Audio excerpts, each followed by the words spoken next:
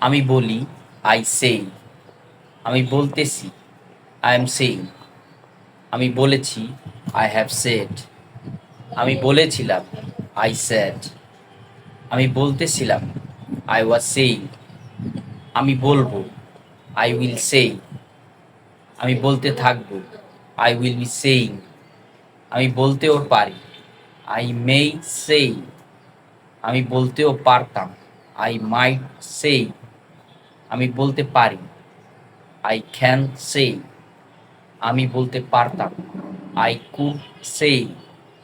আমার বলা উচিত আই শুড সেই। আমার বলা প্রয়োজন আই নিড সেই অথবা আই নিড টু সেই। আমি অবশ্যই বলবো আই মাস্ট সেই। আমি বলতাম আই উড সেই।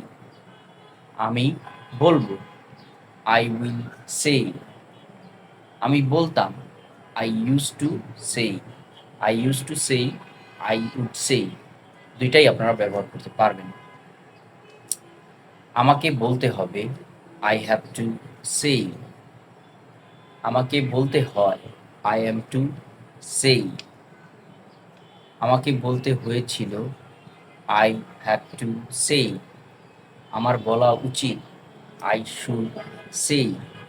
আমার বলা উচিত ছিল আই শুড হ্যাভ সেড। আমার বলা প্রয়োজন ছিল আই নিড হ্যাভ সেড। আমার বলার কথা আই অ্যাম সাপোজ টু সেই। আমার বলার কথা ছিল আই ওয়াজ সাপোজ টু সেই। আমার বলতে ইচ্ছে করছে আই ফিল লাইক সেই। আমি তাকে দিয়ে বলাই আই মেক হিম সেই। আই মেক হিম সেই।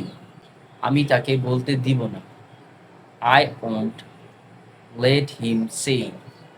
আই ওন্ট লেট হিম সেই। আমি তাকে বলতে দিব আই উইল লেট হিম সেই। আই উইল লেট হিম সেই। তো এই যে যেই স্ট্রাকচারগুলো এখানে দেওয়া আছে বা যেই বাক্যগুলো আমি বললাম, সেই দিয়ে যে কতগুলো বাক্য বললাম, এই বাক্যগুলো কিন্তু খুবই গুরুত্বপূর্ণ। এই বাক্যগুলো যদি আপনারা মানে আয়ত্ত করতে চান, তো এই যে স্ট্রাকচারগুলো আমি দিয়েছি, এই স্ট্রাকচারগুলো খুবই ইম্পর্টেন্ট। আর এখানে যেই শব্দটা আমি ব্যবহার করেছি সেটা হচ্ছে সেই। তো এই সেই দিয়ে আমি কতগুলো বাক্য বানালাম। তো এই সেই দিয়ে যেহেতু এতগুলো বাক্য বানিয়েছি, এই সের জায়গায় আপনারা চাইলে অন্য কোনো শব্দ ব্যবহার করতে পারেন। ওই অন্য শব্দ ব্যবহার করেও আপনারা চাইলে অনেক বাক্য তৈরি করতে